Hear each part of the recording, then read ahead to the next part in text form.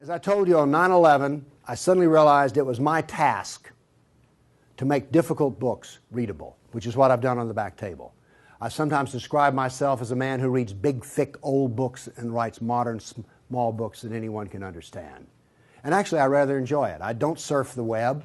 People are disappointed when they run into me sometime and some other counter-jihadist, they go, "Have you seen my website?" No.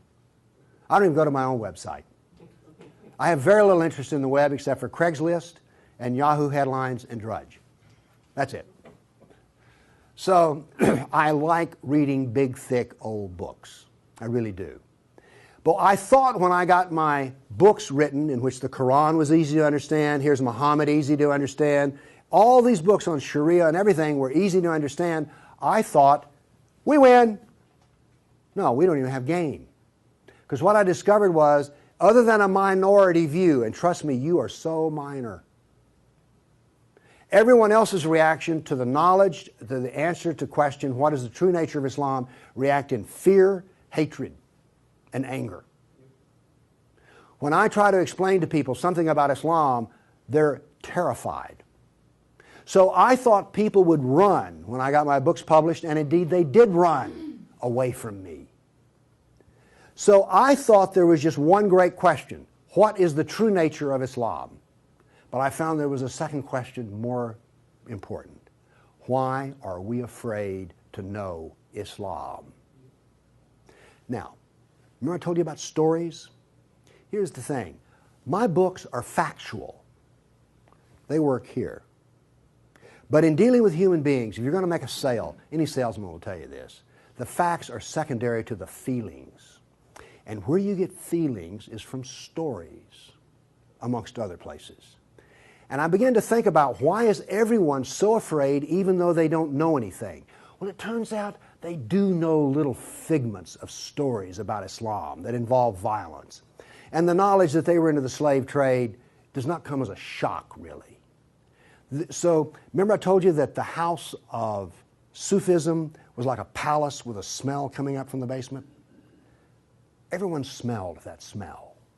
They just don't want to talk about it. But it's somewhere deep in the back, almost primordial mind. So, the problem is we don't know the history of Islam. We don't know the answer to this question. This is the world of Islam. How did it happen? You can ask very intelligent people, and they will not be able to give you the answer to this question. How did North Africa go from being European and Christian to becoming Arab and Muslim? How did that happen? And is that an important question? How did the Middle East go from being Christian to Muslim? And is that an important question?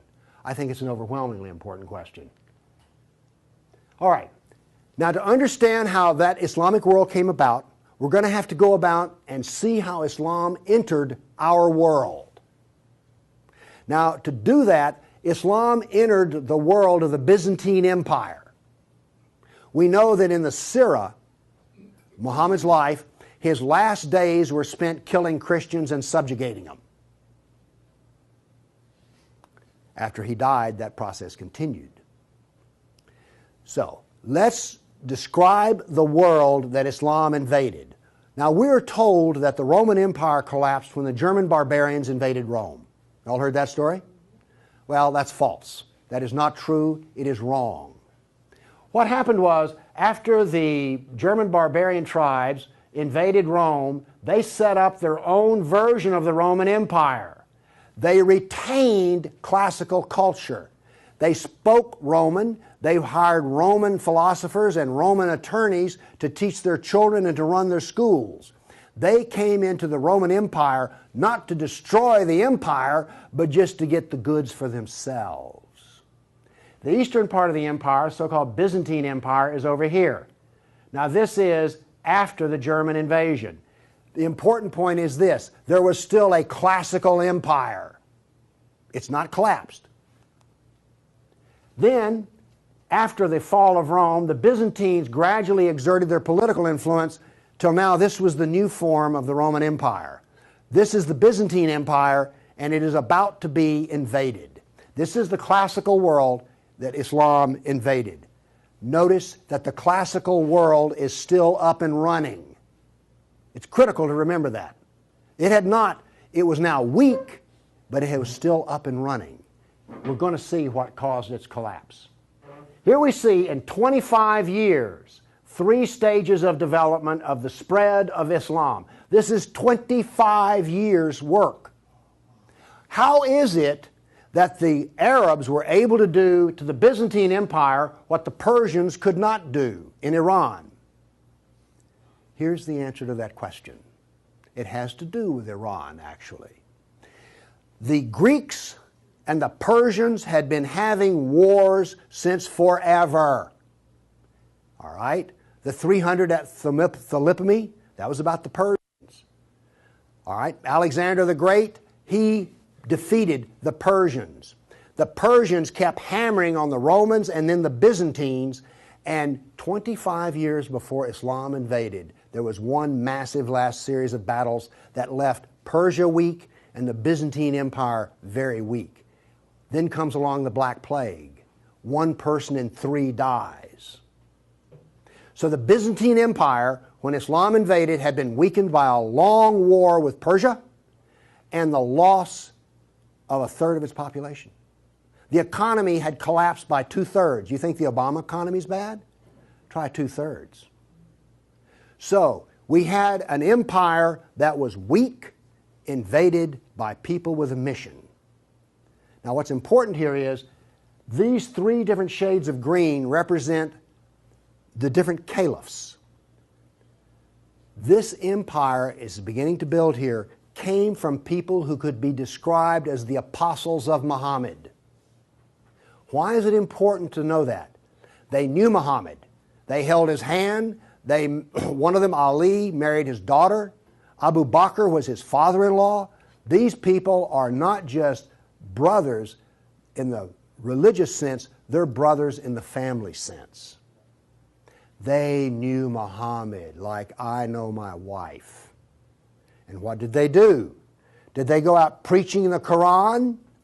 No, they didn't. They picked up their swords, got on their camels and horses, and went out whacking Christians and Persians.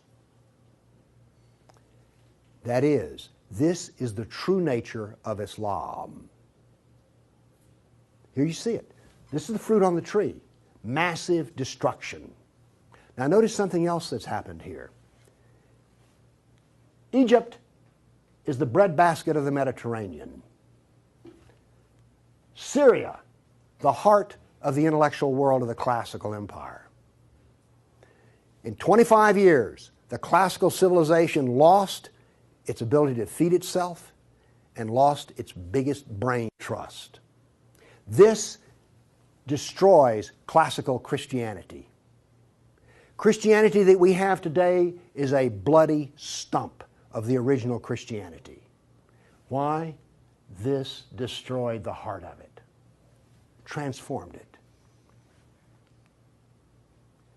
The first stage of the annihilation of classical empire, gone.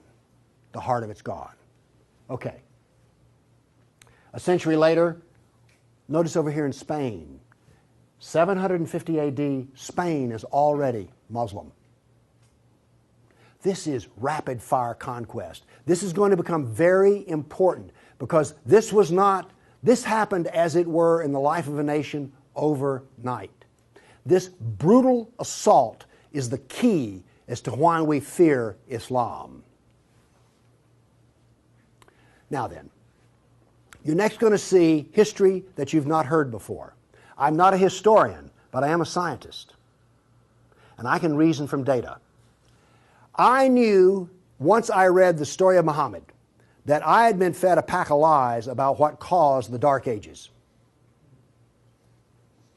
Roman barbarians didn't cause the Dark Ages. First off, why would these barbarians were Germans? These are the same people who made Germany. You're telling me they were too stupid to learn how to do Roman law and stuff? Of course not. They were very intelligent people. They didn't cause the collapse. But that's the classical theory. If you go to Vanderbilt, that's what they'll teach you. Here we go with the data. There has recently been a lot of classical ancient works that have been translated and put into a database format so they can be accessed. There's been massive archaeological research under the ocean and at the edge of the Mediterranean. From this archaeological research, we're able to track history and economies. All right? That figure I gave you about how the economy collapsed, that came from the study of sunken vessels. Because if you're not buying much, you know, if 1 in 10, let's say 1 in 10 ships is sunk, that figure's not that high, but whatever. If you see a lot of sunken ships, there was a lot of ships sailing around. When they go down, the economy goes down. So from this data, we know a lot. And this, in particular, the database of ancient documents, gives us 548 battles that Islam fought against the classical world. This is all new information. I've talked with people who consider themselves history buffs, and they go, well, let's see, battles of Islam against Europe. Let's see, we've got the invasion, we got Tours, we got the invasion of at Gibraltar, we've got Lepanto, Gates of Vienna, collapse of... Okay, that's 5. You talk to a historian, and those are the 5 battles they can scratch up. And then I remind you, you can have all of these slides if you just send me an email for it. Okay, what does this new data show us? It shows us this.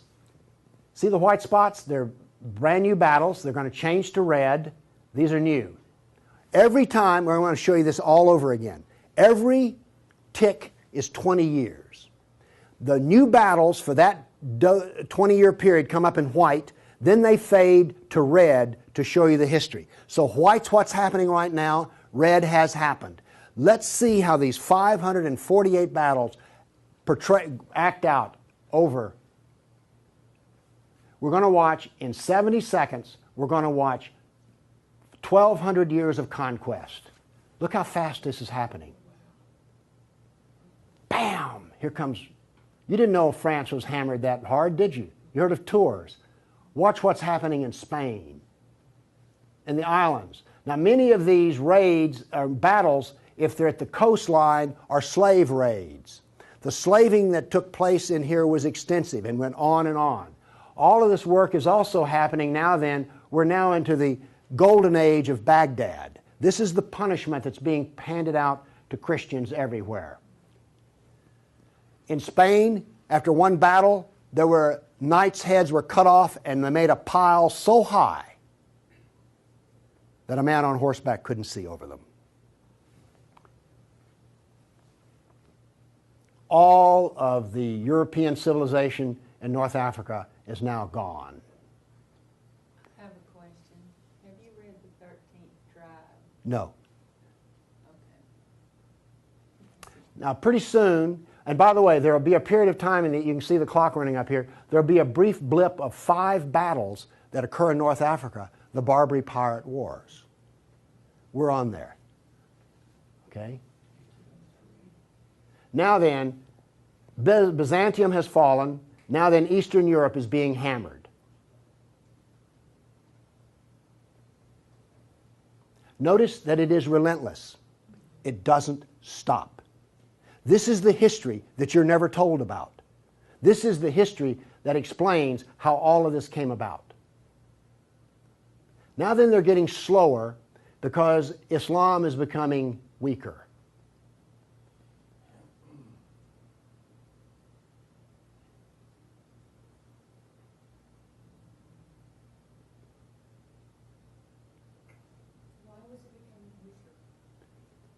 Corruption. All empires collapse from the inside ultimately. Okay.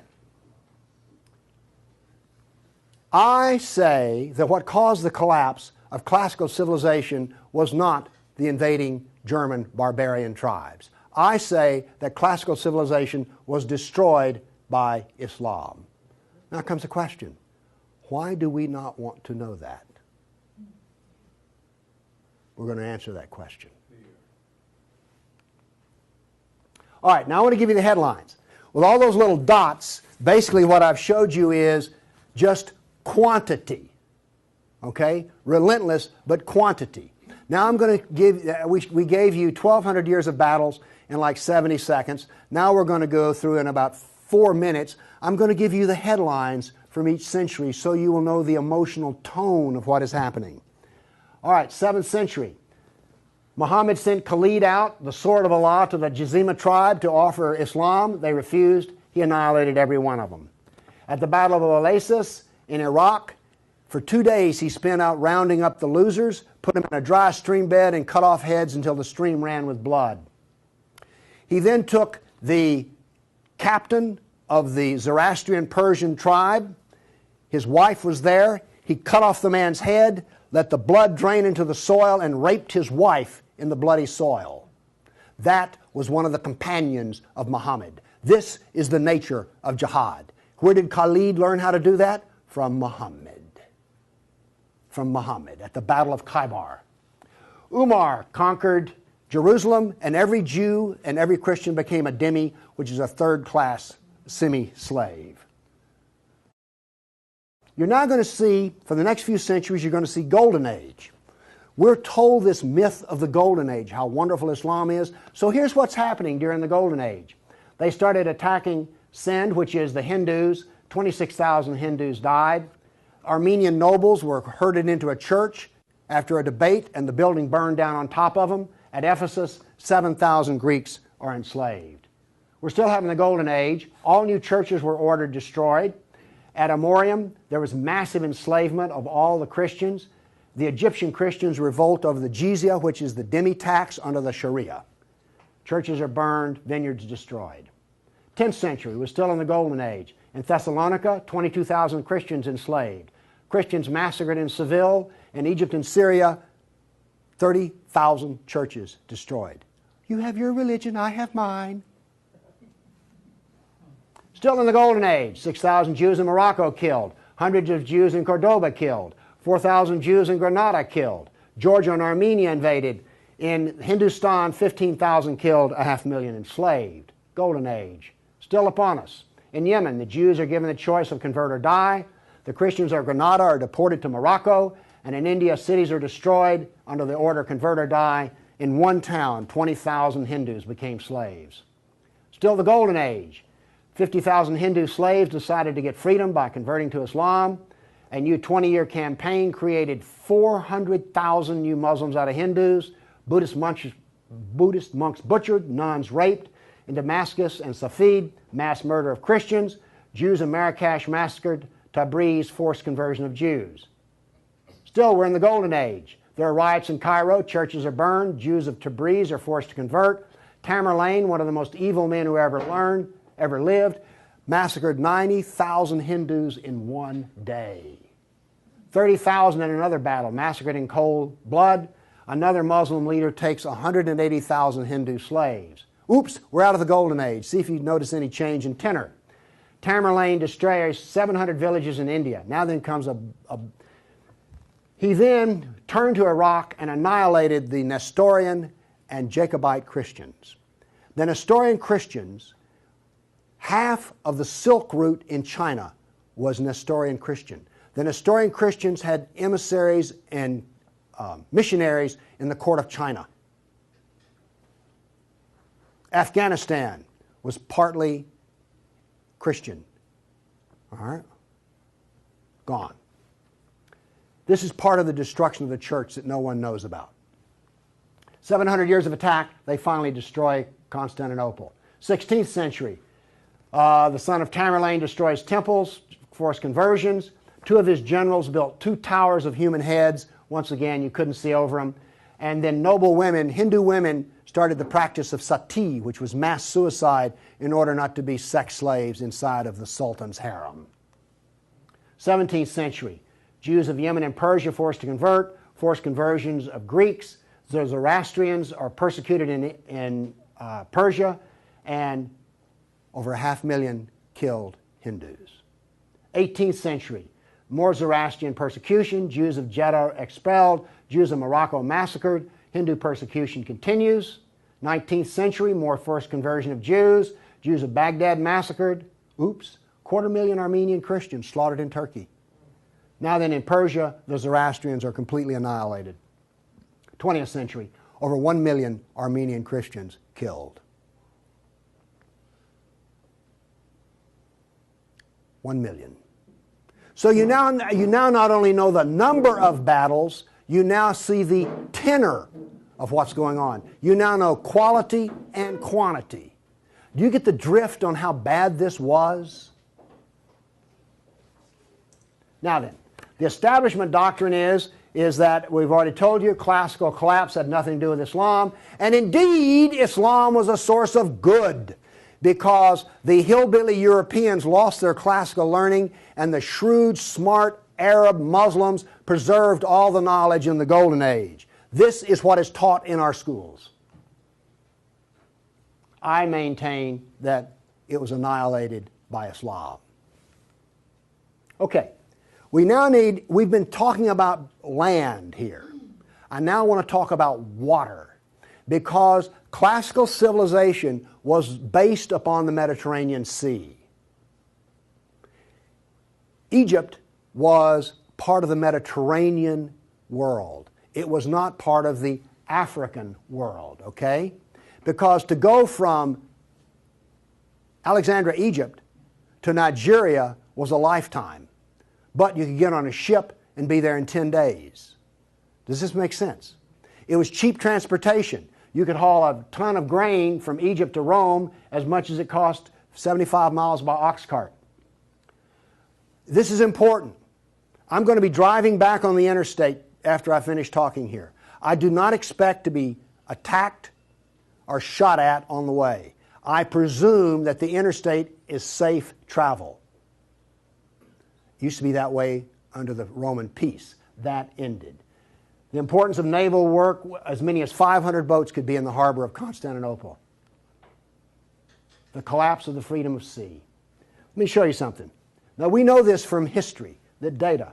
Rome used to communicate with France by boat. After Islam, they went overland through the Alps. Why did they do that? There was no longer freedom of the sea. Here's interesting. The Black Plague was a known problem in the Mediterranean. It used to take 4 months to get from here to Constantinople because there was sea trade back and forth.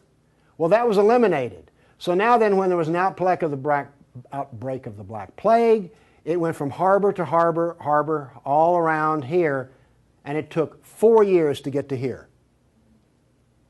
Do you see the point I'm making? There was that little freedom of trade. As a merchant striking out to do business, you could wind up with your ship gone, your goods gone, and you're in chains, enslaved. By the way, this cuts down a lot on commerce. A brag. The Christians couldn't float a plank on the inland sea. What did this do? It isolated Europe and impoverished Europe. So, you know the business of the Barbary pirates? You know the business of the Somali pirates? Same. It is Sunnah. It is Sunnah, the way of Mahomet. There's a famous hadith which is repeated endlessly in which Muhammad awakes in a dream and he sees his jihadists sailing the inland sea. Islam always practices, where possible, economic warfare. Muhammad attacked caravans. What was attacked in New York? Ooh, Trade Center. This, economic warfare. I am an admirer of Islamic civilizational war methods. They're superior to everyone else's thinking in war. They use everything for war. Everything, including the womb. This was an economic jihad. There were 3, you've heard of the Dark Ages? Well, there were 3 Dark Ages. One in Europe, one in Turkey, one in North Africa. You weren't told that, were you? Wonder why. Here we see some ruins. What's the importance of these ruins? Well, they're up and standing. What happened to all the ruins in Rome? Well, the people who were still living there used them as quarries. They harvested them. The Colosseum remained simply because it was so big. What does this tell us here? If all this stone is still stacked up, there were no people. The invasion of North Africa was so brutal and so fast that it actually left in the harbor a layer of silt. Here's how that happened. North Africa used to be farmland, irrigated farmland. The Romans, clever men that they were, put along the roads in North Africa olive trees for shade and for keeping the road fixed for free. Because what would happen is you would bid on buying a lease on a stretch of Roman road in North Africa. You maintain the olive trees and the road, and you got to keep the olives. So the Romans got money from selling the lease, and then they got the road fixed for free, and somebody has a business making money. Is this clever or what? That all ended because the invading Arabs were not farmers, they were herdsmen. The people there were Christian, and so therefore when the average Arab family would own 50 goats. They put their goats out into the fields of Christians, and the Christians as dhimmis had no right to protest. Between death and the erosion of the crops, there was this produced a layer of silt in the harbors. So that's how brutal, hard, and fast came about this collapse of economy in North Africa. What was left for a European economy? Furs, lumber, swords, and slaves. We're now really getting to one of the points where we don't want to know this history. Anybody here all real proud about how some of your ancestors were taken off a coast in Italy and then put into a harem in North Africa? And now you have children from that who are distant relations? You see, you may have distant relations in the Arab world you don't know about because 1 million Christians were sold into slavery. And by the way, the Venetians helped to do that. And another embarrassing piece of news is this. The Jews were very big in the trans-Mediterranean slave trade. Nobody comes out of this looking good. No one looks good. Are you also beginning to see, like, I don't think I want to know any more about this history at all? Okay? Are you catching on here? All right. Now, the other thing we're told that's so bad about Christianity and so pitiful about those poor Muslims are the Crusades. Who's ever heard this? Well, the Crusades, oh, that's so embarrassing. Gosh, you know, we got out of Europe, we went over there and invaded the Arab lands, and then we killed them and hurt them, and like, oh, I've heard preachers wallow in pity about how drastically bad the Crusades were. All right, first off, Islam, remember, destroyed 30,000 churches. The Jews and Christians were dhimmis.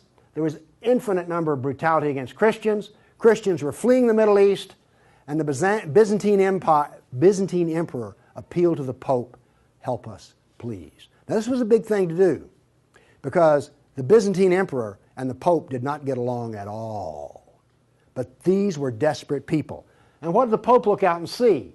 This is the world that he saw in 1100, the time of the First Crusade. Well, let's see, this much of Spain is Muslim, and we're getting our behind kicked on a regular basis. Oh, well, this Christianity's gone. Oops, this Christianity's gone. And look at all the battles in the non-Christian, in the areas that are still Christian. Do you see the geopolitical problem that the Pope was facing here? This was not just some, we'll saddle up, get on our horses, and go steal from them Arabs, which is what you're told. This is the political picture. But now then, let's do this. Let's look at a battle map for the Crusades. Let's be fair. I showed you the jihad map. Now here comes the Crusade battle map.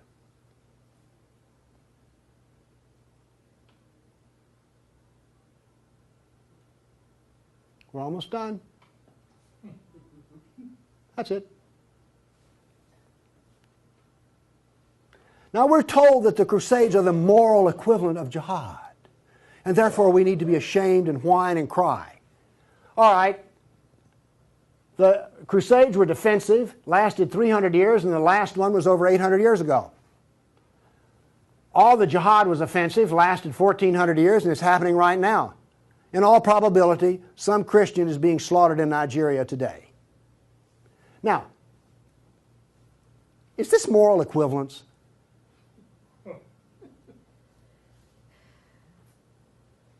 Why won't they teach this in a church school? So the ministers will stop, oh, the Crusades were just so terrible. No, the Crusades were one of the few times the church put steel in its spine. And then we apologize for it. Now then, let's go to the great benefits of Islam. We're told about two different golden ages. We're told about Andalus, the wonderful empire in Spain, in which there was multicultural peace, and Jew and Christian and Muslim all lived together in a golden age in Europe. You ever heard that? Well, here we go. This is the battle map of the golden age in Andalus. Now, while all this is going on, orders for slaves are being filled. The first slave order out of Spain was the Caliph ordered up 3,000 blonde virgins. They were shipped out of Spain. Battles are going on in which Christian knights die. But notice something here. The Christians won't quit fighting. This is going to take 700 years, and there's going to be nearly 150 battles fought. Where was this caliph located? There was more than one caliph at the time. This was a caliph in North Africa. Okay. Now then, looking at this, do you understand why when Isabel and Ferdinand were finally in full power, they told every Muslim in Spain to get out of here? They drove everyone out. Okay. My question for you is this. Was Andalus a multicultural golden age or a reign of terror? I claim it was a reign of terror, and it was not a golden age at all. And yes, there were a few people who had it good. The elites had it good. There were some rich Jews and rich Christians that had it good. Also, otherwise, there was constant war, slavery, and Christians had to wear robes so you could tell a Christian from a block away. And a Christian couldn't carry a sword, and they paid special taxes. And then we come to the question, why are we told this story? Now we have the Baghdad Golden Age. Here we go. This is all the battles that are fought during the period of the Golden Age in Baghdad.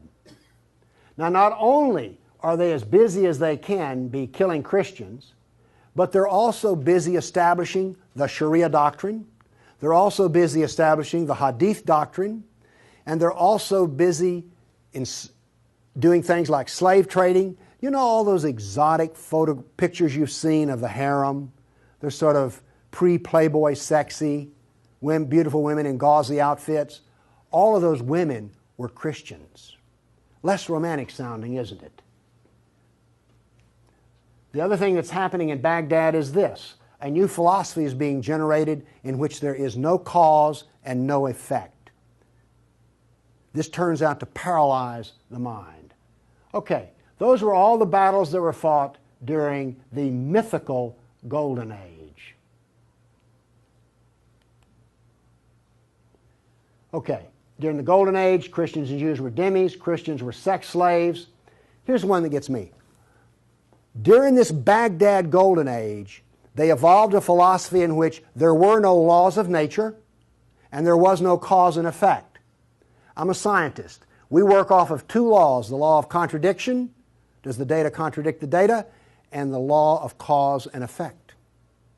I've just explained to you why, out of their Golden Age, why you don't find Muslims getting Nobel Prizes in science.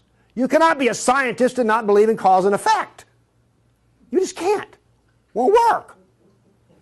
Now then, the Christians did all of the vaunted translation of the Golden Age text, and get this. We're told that this was such a great peak of learning, they destroyed 90% of the books. And we're told that the remaining 10% they preserved is like, oh, this was the Golden Age. Oh, we live in eternal gratitude to the Muslims. If they had come along, we'd have had 100% of them. Presented with a library in India, the largest library in the world was a Buddhist library in Nalanda. They came to him and reported the existence after they had conquered, and they said, "What shall we do with the library?" The order from the general was this: if it contains any information that is in the Quran, we already have it, burn it. And if it contains any information that is not in the Quran, it is false, burn it. The same was done with most all of the libraries. And why are we told this was some wonderful golden age that preserved knowledge for us? Ottoman Empire, 1683. The reason I have this up here, Islam in Europe. That's the world today. I've now explained to you how this world came about. It came about through relentless, brutal persecution of everyone who was not a Muslim. Now then, let's change to modern times. All of that work stops in 1922. This works off a database of 19,000 jihad attacks since 9/11. There are things like this. I know the date, the country, the city, how many are killed, how many injured, and a description. Now, when you present a guy like me with 19,000 pieces of data, I start asking questions. How do we make this make sense? So let's make it make sense. By the way, you did hear all about these 19,000 attacks in the Tennessean and the local newspaper, didn't you? You did hear about this. It was on the nightly news. We heard about Fort Hood. Oh, the workplace incident. Oh yeah, I got that. All right. Anyway, moving along here. This, by the way, is where all these took place. I just think that's interesting. And you'll notice something. This is the Islamic world, and it all centers around it. But notice how much is happening in Europe. Okay. I take the data and I parse it and I divide it. I use Islamic doctrine to analyze this data. What does Islam insist on? Well, in my first lecture, I told you they're fixated on the kafir, right?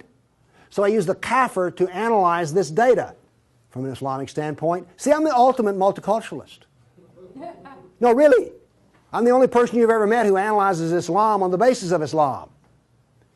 Here we go. Here we have, in the last 10 years, the total number of attacks. In the green, we have Muslim on Muslim violence. You mean a Muslim will kill a Muslim? Really? They're doing it in Syria as we speak, right? Remember Iran, Iraq? Okay. Then we have the only one I care about. I mean, my motto here is sell weapons and intelligence to the loser. I'm very serious. You think I'm joking. I know. Okay, here's our story right here. Stays pretty level. That's interesting. By the way, there's hardly a day in which there's not a jihad attack. Modern jihad is relentless, just like classical. Oh, by the way, one of the things this curve proves right here, Islam is bad for Kafirs. Islam is bad for Muslims. Islam is bad for Muslim and non-Muslim. That's what this data shows us. You want to argue with that? Okay, modern jihad is relentless. But what did we see in the other battle map? It was relentless. There are two types of jihad, against the kafir and against Muslim. You see, every time they kill a Muslim, the reason in Syria they're killing other Muslims, they're not real Muslims. Okay? Now then, we've introduced, however, a new phenomena. The mom and pop non-state jihadi shop. Okay? All of those battles up to 1922 were out of the caliph. Okay? We now have non-state jihad. That is all that is different. Okay, jihad attacks per year. I just chose the top 4 nations. But this doesn't really give us what we want because Israel's teeny weeny and India's great big, so let's do this on per capita. Now then, Israel, I bet you were surprised about Thailand. You didn't know that Thailand was getting whacked on a regular basis, did you? And look, here's a Christian nation, the Philippines, ranks number 3. And then India was Hindu. Oops, wait a minute. Do you know what I just told you? Jihad is against the Jew, the Buddhist, the Christian, and the Hindu. This is the data. Now you go to these dialogues, these multicultural smoozes they have, where the preacher and the rabbi and the imam show up. The preacher and the rabbi show up to tie, the Muslim shows up to win. And then what does the Muslim tell them? Oh, the Christians and the Jews, they're people of the book. Oh, we're brothers in the religion of Abraham with the Christian and the Jew. You know, we're practically the same. We're brothers in Abraham. How's that stuff work out? Well, here's one of your people of the book. Here's another people of the book. Turns out they'll kill a Jew, a Buddhist, a Christian, or a Hindu just as fast as they will another. So much for being brothers in the religion of Abraham. The data does not support the theory. Therefore, the theory is wrong. There is no brotherhood of Abraham except in the minds of people who occupy pulpits. The jihad is against the Jew, the Buddhist, the Christian, the Hindu, and the secularists, by the way. The secularists are the worst of all. Well, maybe worse than the Hindu. It gets hard to know, you know, I mean, really. It's against all kafirs. That's who the jihad is against. The religion of peace. Here we go. 548 battles, 19,000 jihad attacks. In 12 decades, in 1,400 years that are jihad-free. Therefore, Islam is 91% violence and 9% peace. So George Bush was 9% right when he declared religion of peace. Constant violence is why? There's a doctrine. The doctrine of jihad is found in the Sirah, the Quran, and the Hadith. We've already been over this. They don't like kafirs. We have a whole doctrine of jihad within the text. Islam was only successful through jihad. Therefore, we have a doctrine which produces jihad, and it produces this effect of the collapse of civilizations. Here you go. Tears of jihad. 270 million dead over 1,400 years. Read them and weep. Read them and weep. The doctrine drives history. History shows the true nature of political Islam. Political Islam is the enemy of all Kafir nations. There's an intellectual history. In 1,400 years, I've read a lot of old documents. They never talk about the Muslim. They talk about the Arab, the Turk, the Moor, Al-Qaeda, Asian, and it's always been by specialists. And today, all the established specialists are apologists for Islam. Why was the Quran code not cracked recently? How come we don't teach Muhammad? And why is the Golden Age propaganda taught? Why do we remain ignorant and keep suffering? I maintain there's a reason for this. I maintain that this constant brutality over the centuries has produced in the Western mind the equivalent of the abused dog, the beaten wife, and the raped child. We do not think correctly. Everybody's seen the beaten dog that when you approach it? That is the Western mind. We deny the attacks. How much jihad is ever reported? The churches will not even admit that a Christian suffers anywhere. Fear. Muhammad used fear. Any public critic of Islam has a certain fear element there. Guilt. Oh, we haven't treated Islam right. If we treated him better, everything would be good. We don't teach the history. We humiliated. Who here is going to go home and brag about how your ancestors were slaves, how your history was annihilated, and that all we teach is the lie of the Golden Age? Have you not noticed since 9/11 how bitter and angry politics has gotten? The reason is we're not allowed to get angry at the enemy, so we get cranky with each other. We're powerless. Anybody want to debate about this? The abuser. Muslims will not admit they sold a single slave or ever killed a person. They're arrogant and self-confident. Islam is perfect. Word Islam means submit. They expect submission out of us, and they get it. Islam is the victim. After 9/11, I heard this. The real victims of 9/11 were the Muslims. You've heard that anywhere? After 1,400 years of jihad, brutality, enslavement, theft, deception, rape, annihilation, and insults, the Kafir mind has become identical to that of an abused victim. Our only solution is to face our history and welcome it and embrace it. This is exactly the way we will heal our nation, is the way we heal a person who's been brutalized. You have to go back to the original event. And this is why we are afraid. Thank you.